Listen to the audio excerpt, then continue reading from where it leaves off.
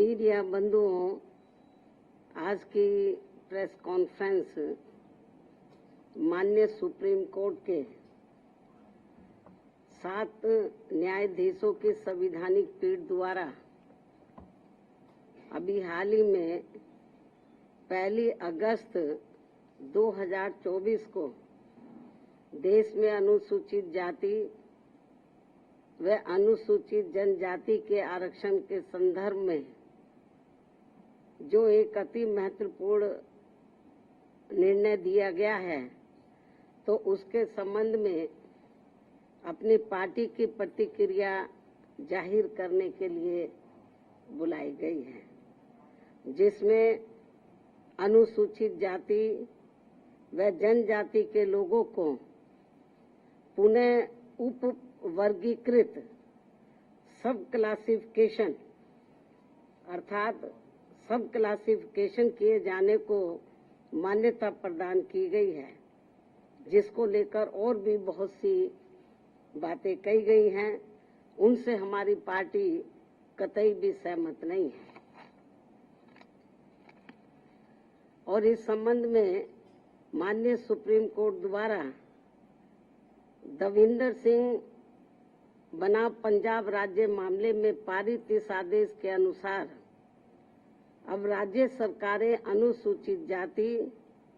व जनजाति की सूची के भीतर आरक्षण के लिए उप वर्गीकरण अर्थात नई सूची बना सकेंगी, जिससे फिर अनेकों समस्याएं उत्पन्न होंगी। और अब माननीय सुप्रीम कोर्ट ने अपने 1 अगस्त 2024 के इस निर्णय से 20 वर्ष पूर्व दिया गया निर्णय,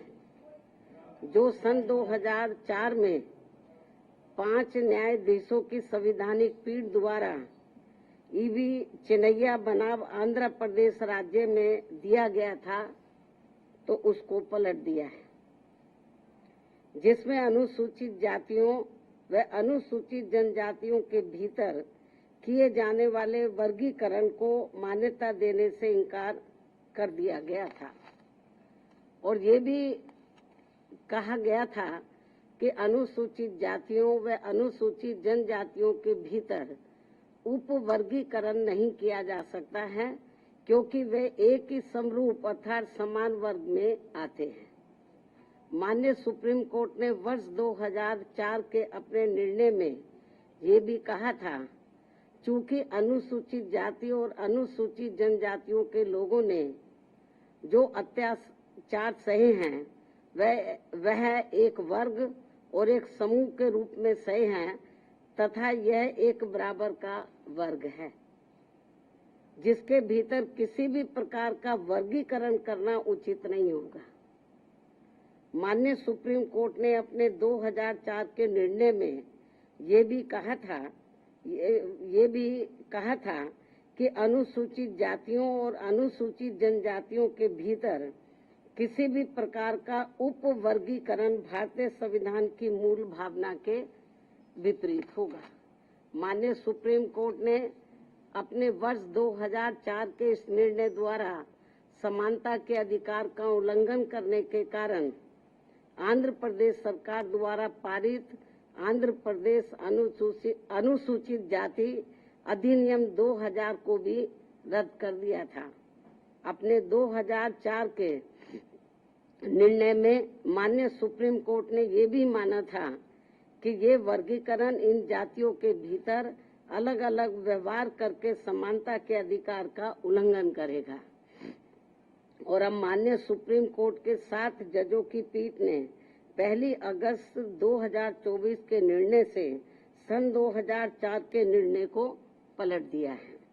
जबकि इस निर्णय से अनेकों मतभेद उत्पन्न होंगे। माननीय सुप्रीम कोर्ट के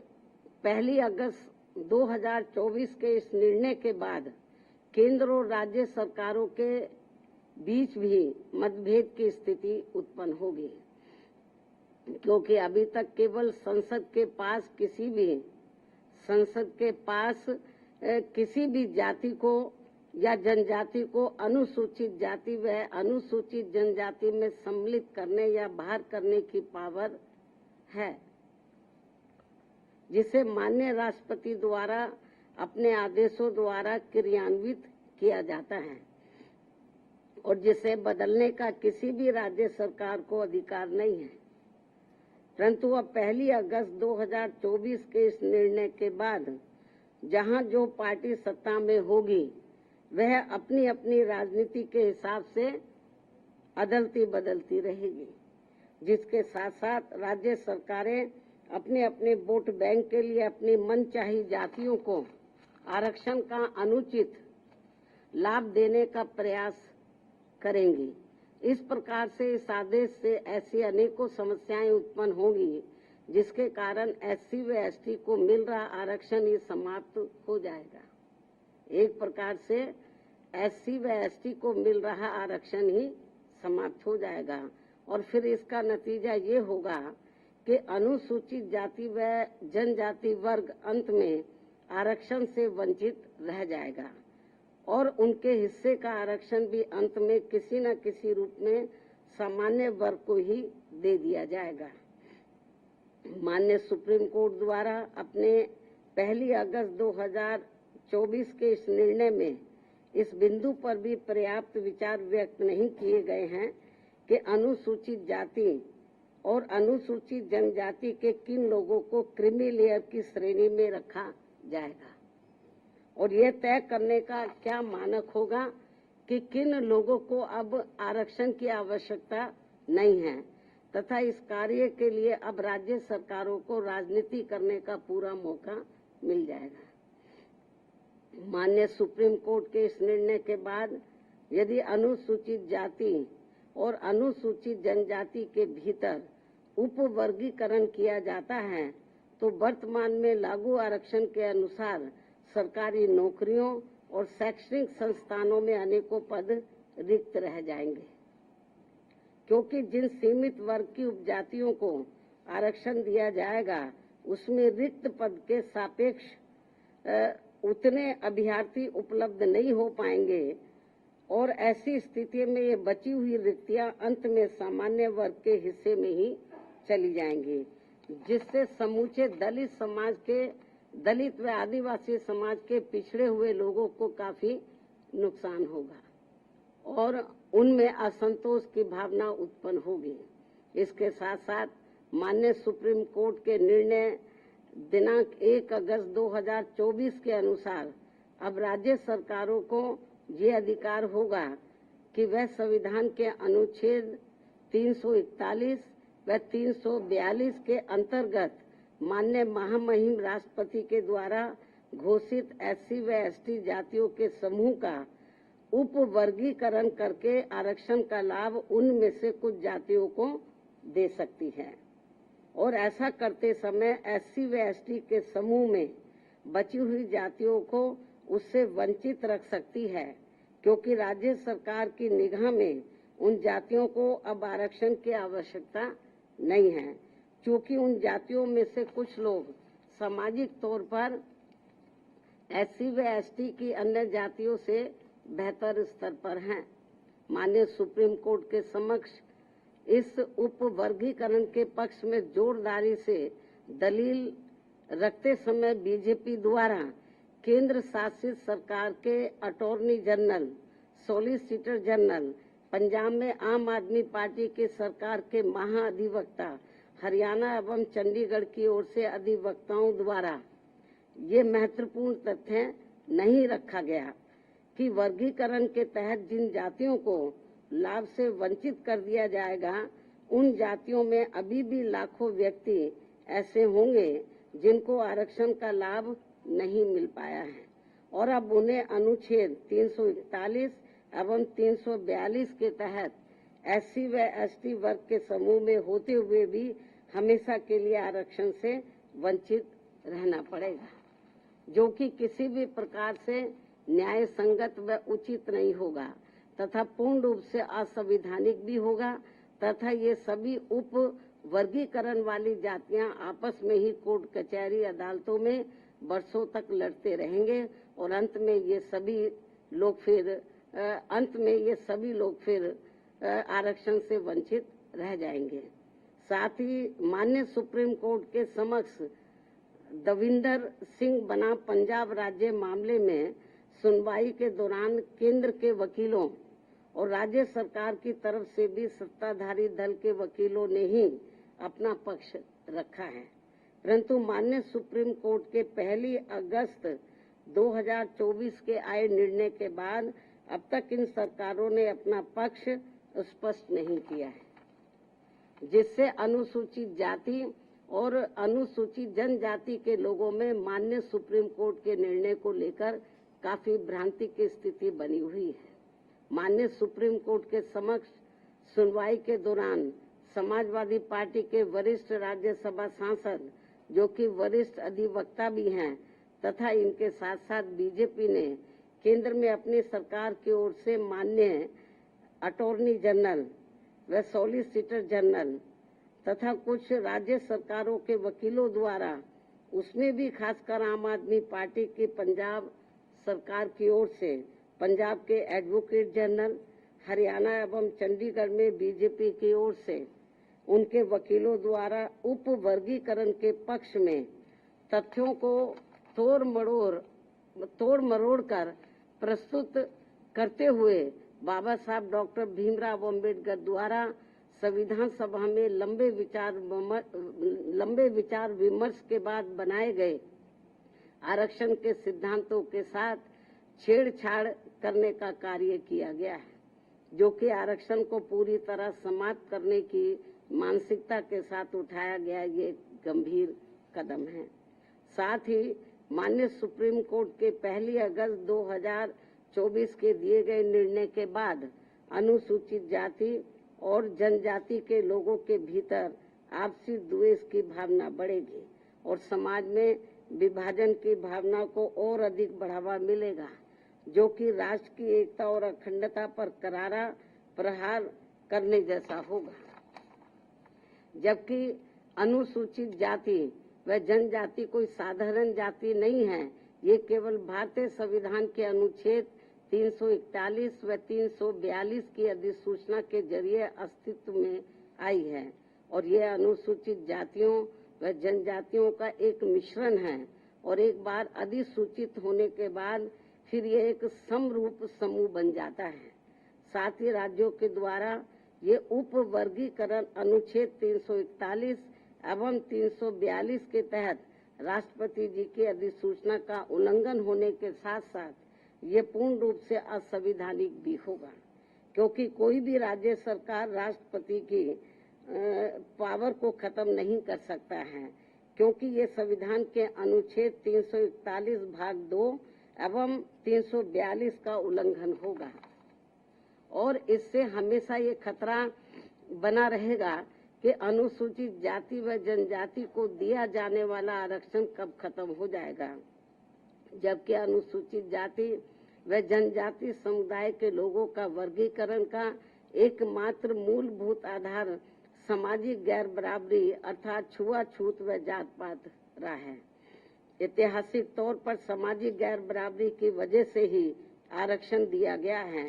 तो ऐसे में जाति के आधार पर प्रताड़ना झेलने वाले समुदाय के बीच आरक्षण का बंटवारा करना ये पूर्ण रूप से अनुचित, असंवैधानिक व गलत है, क्योंकि दलितों व आदिवासियों के लिए आरक्षण का उद्देश्य जात पात व छुआछूत की बुराइयों को दूर करना था। साथ ही दिनांक 1 अगस्त 2024 के माननीय सुप्रीम कोर्ट के निर्णय अनुसार अब राज्य सरकारें अनुसूचित जाति व जनजाति का उप वर्गीकरण कर सकते हैं, जो कि असंवैधानिक है एवं उचित नहीं है। इतना ही नहीं बल्कि अनुसूचित जाति एवं जनजाति समुदाय का यह उप वर्गीकरण जिसे माननीय सुप्रीम कोर्ट ने अनुमति दे दी है, इसे अब राजनीतिक दलों द्वारा राजनीतिक हथियार के रूप में उपयोग किया जाएगा। जहां एक तरफ राजनीतिक दल अपने राजनीतिक उद्देश्यों को पूरा करने के लिए कुछ अनुसूचित जाति व जनजाति वर्गों को हाशिए पर धकेल देंगे और उनके लिए पक्षपात का माहौल बनाकर अपना उद्देश्य पूरा करेंगे, तो वहीं दूसरी तरफ अनुसूचित जाति एवं जनजाति के इस उप वर्गीकरण के कारण काफी पद रिक्त रह जाएंगे और आगे चलकर फिर उन पदों के अनारक्षित श्रेणी में तब्दीली हो जाने की प्रबल संभावनाएं होंगी। अतः जिस मुख्य उद्देश्य के लिए परम पूज्य बाबा साहब डॉक्टर भीमराव अंबेडकर ने संविधान के तहत अनुसूचित जाति एवं जनजाति वर्ग को आरक्षण दिया था, उसे अब एक प्रकार से प्रभावहीन बना दिया जाएगा, अर्थात खत्म कर दिया जाएगा। वैसे भी खासकर बीजेपी, कांग्रेस व समाजवादी पार्टी आदि हमेशा से ही एसटी वर्गों को मिल रहे आरक्षण के विरुद्ध रहे हैं और इसलिए इनके वकीलों ने उप वर्गीकरण की काफी जोरदारी से कोर्ट के सामने अपनी दलीलें भी रखी हैं और इसे खत्म करने की सिफारिश में ये पार्टियां हमेशा प्रयासरत रहती हैं। समाजवादी पार्टी ने तो संसद के भीतर ही पदोन्नति में आरक्षण संबंधी बिल को ही बीजेपी और कांग्रेस की मिली भगत से फाड़ दिया था, जिसे आज तक केंद्र सरकार संसद में दोबारा नहीं ला सकी है, जिसकी वजह से माननीय सुप्रीम कोर्ट के नागराज के निर्णय के तहत आज तक एससी व एसटी कर्मचारियों को पदोन्नति में आरक्षण संबंधी लाभ से वंचित रहना पड़ रहा है तथा अब इसी प्रकार से इस नए निर्णय दिनांक 1 अगस्त 2024 के तहत अंत में हमेशा के लिए ही इन वर्गों को आरक्षण से वंचित कर दिया जाएगा और इससे फिर बीजेपी, कांग्रेस व समाजवादी पार्टी आदि को आरक्षण खत्म करने के लिए इन्हें संविधान बदलने की भी जरूरत नहीं पड़ेगी। और यही कारण है कि इन पार्टियों ने केंद्र सरकार व राज्य सरकारों की तरफ से उचित पैरवी भी नहीं की है और काफी कुछ उप वर्गीकरण के पक्ष में दलीलें रखी हैं, जिससे कि मौजूदा चल रहे आरक्षण के विरुद्ध निर्णय आए। और यदि बीजेपी के एनडीए व इंडिया अलायंस की सभी पार्टियों की नीयत ठीक होती और वो एससी व एसटी को मिल रहे आरक्षण में छेड़छाड़ आदि करके उसे खत्म नहीं करना चाहते, तो फिर मेरी इन सभी पार्टियों से ये अपील है कि ये सभी पार्टियां इस विषय पर, इस मुद्दे पर देश के समूचे एससी व एसटी समाज के समक्ष अपना पक्ष स्पष्ट करें और इसी चल रहे संसद सत्र में संविधान में उचित संशोधन लाकर ये स्पष्ट करें कि अनुच्छेद 341 व 342 के तहत माननीय राष्ट्रपति द्वारा घोषित एससी व एसटी जातियों के संबंध में भविष्य में किसी भी प्रकार की छेड़छाड़ व उप वर्गीकरण करने का अधिकार किसी को भी नहीं होगा तथा इन सभी जातियों को आरक्षण प्राप्त होने के लिए एक समूह के रूप में ही देखा जाएगा। ये इनको संशोधन संविधान में उचित संशोधन विधेयक इनको लाना चाहिए और ये सब लाकर इनको संविधान की 9वीं अनुसूची में इसको शामिल करना चाहिए ताकि फिर भविष्य में कभी भी जो एससी एसटी का आरक्षण है उसके साथ किसी भी प्रकार का कोई छेड़छाड़ आदि ना हो सके। हालांकि ये जो अब नौबत आई है, ये नौबत नहीं आती यदि इसको बहुत पहले ही संसद द्वारा संविधान की 9वीं सूची में डाल दिया जाता। हमारी पार्टी ने लोकसभा के अंदर भी और राज्यसभा में भी इस मामले को अनेकों बार उठाया है, लेकिन इसको टाल दिया गया क्योंकि जब बीजेपी पावर में रहती है वो भी इसको टाल मटोल करती है, इस मामले को कांग्रेस पावर में रहती है तो वो भी इस मामले को टाल मोल कर देती है। इससे स्पष्ट है कि चाहे कांग्रेस हो, बीजेपी हो या अन्य पार्टियां हो, उनकी वीकर सेक्शन के मामले में, खासकर दलितों व आदिवासियों के मामले में अभी इनकी जातिवादी सोच बदली नहीं है। मुझे नहीं लगता है कि ऐसा कुछ ये पार्टियां कर पाएंगी। इसके साथ साथ मेरी इस देश के सभी अनुसूचित जाति व अनुसूचित जनजाति वर्गों के लोगों से ये खास अपील भी है कि इस समय इस निर्णय से उत्पन्न स्थिति को अपने व अपने बच्चों के भविष्य तथा अपने संवैधानिक अधिकारों को नुकसान होने से बचाने के उद्देश्य से तथा बाबा साहब डॉक्टर भीमराव अम्बेडकर के द्वारा अपने अथक प्रयासों से इन वर्गों को जो संवैधानिक अधिकार दिलाए गए हैं, तो उन्हें खत्म होने से बचाने के लिए इस स्थिति को अपने लिए एक आपातकालीन की स्थिति समझते हुए इन्हें एकजुट होना पड़ेगा तथा मात्र अपने अपने राजनीतिक स्वार्थ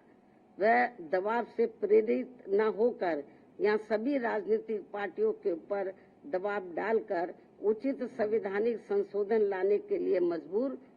करना पड़ेगा। इस खास अपील के साथ ही अब मैं माननीय सुप्रीम कोर्ट से भी ये पुरजोर अपील करती हूँ कि वह देश में SC व ST वर्गों के हितों में अपने 1 अगस्त सन 2024 के दिए गए फैसले पर खुद ही पुनर्विचार करके इसमें मेरी इन सब बातों को खास ध्यान में रखते हुए जरूरी बदलाव लाए, तब्दीली लाए, वरना इन वर्गों में से आरक्षण के पात्र लोगों को बड़ा भारी नुकसान हो जाएगा। इस खास अपील के साथ ही अब मैं अपनी बात यही समाप्त करती हूँ। धन्यवाद। जय भीम व जय भारत।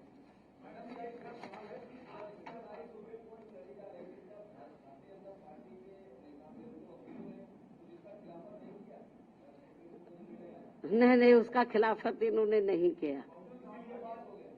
वो पूरा उन्होंने तो बल्कि इस मामले में वो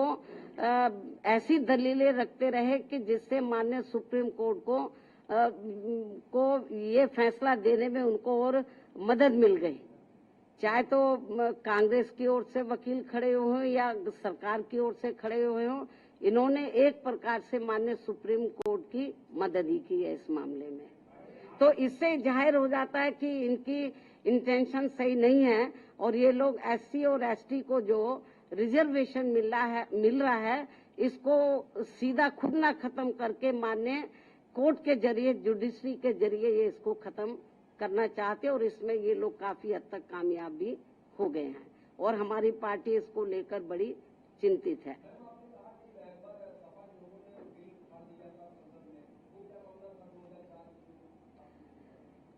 जो SC ST का पदोन्नति में जो आरक्षण का मामला था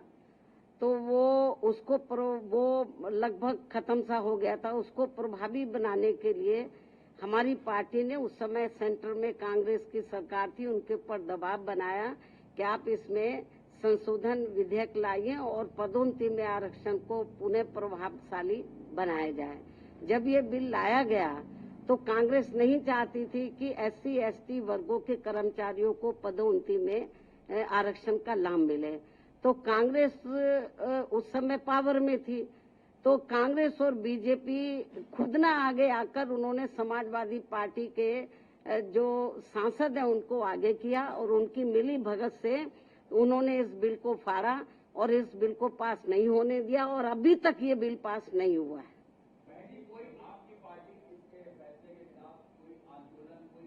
नहीं, अभी आंदोलन मैं आपको जो बताया ना कि हम लोग तो बीजेपी कांग्रेस को ही कोस सकते हैं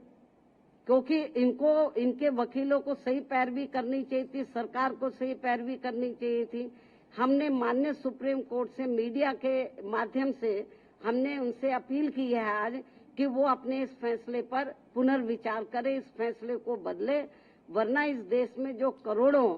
दलित और आदिवासी समाज के लोग हैं तो जिनको अपने पैरों पर खड़े करने के लिए परम पूज्य बाबा साहब डॉक्टर अम्बेडकर ने जो इनको आरक्षण की सुविधा दी थी, यदि ये खत्म हो गई तो बड़ा मुश्किल हो जाएगा। और जो लोग ये कहते हैं कि SC में या ST में जो जातियां मजबूत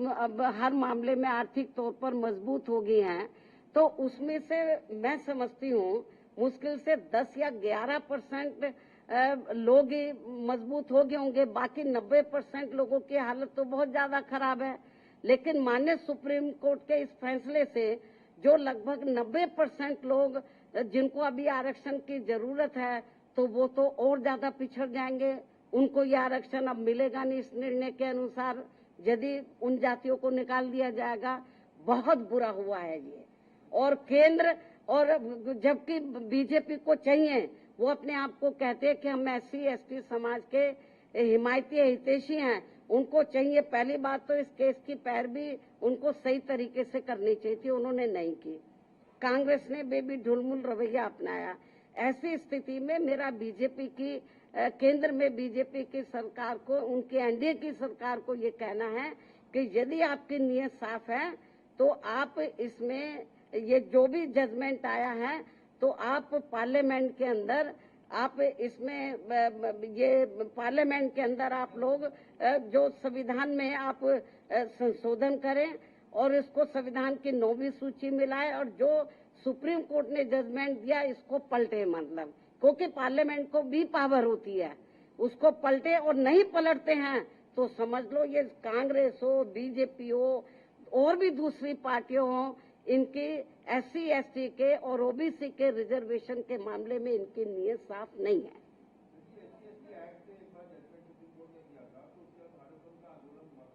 अभी आप रिजर्वेशन की बात करो, विषय को डाइवर्ट मत करो।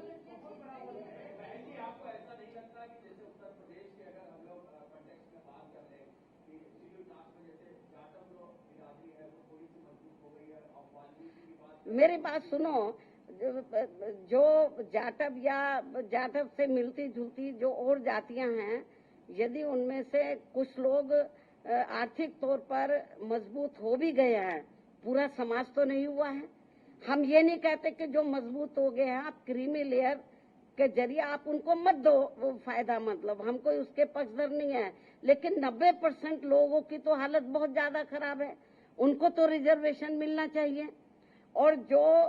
9-10% जो जाटव या इससे मिलती जुलती जातियों की स्थिति, आर्थिक स्थिति सुधर भी गई है, लेकिन समाज में तो आज भी जातिवादी लोग उनको पुराने नजरिए से देखते हैं, जात पात तरीके से देखते हैं। इसलिए अभी इन सबको रिजर्वेशन की बहुत ज्यादा सख्त जरूरत है। नहीं, अभी ये तो माननीय सुप्रीम कोर्ट को बताना चाहिए था ना, हम लोग तो नहीं करेंगे। सुप्रीम कोर्ट ने कोई इसका पैमाना अभी तय किया नहीं है। बहुत ढुलमुल ये जजमेंट है, और इस तरीके से इसकी आड़ में राज्य सरकारें जो SC ST को अभी तक रिजर्वेशन मिल रहा है इसको बिल्कुल निष्प्रभावी बना देंगी, ना के बराबर इसको कर देंगी, लोगों को कोई इसका लाभ नहीं मिलेगा। नहीं, हमारे को तो उन्होंने कब बुलाया ही नहीं, जबकि हमारी पार्टी इनके लिए लड़ाई लड़ती रही है। हमको भी बुलाते तो हमारी ओर से वकील जरूर जाता।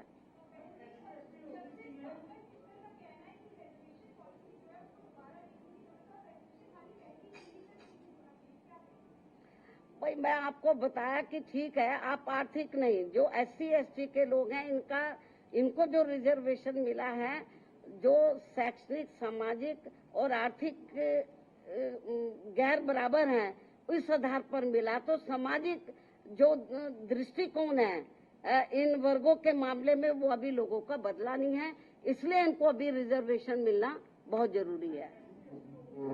ठीक है भाई, आप लोग तो बार बार एक ही चीज को जिसका जवाब मैं दे चुकी हूँ, उन्हीं को ही बार बार पूछ रहे हो। धन्यवाद।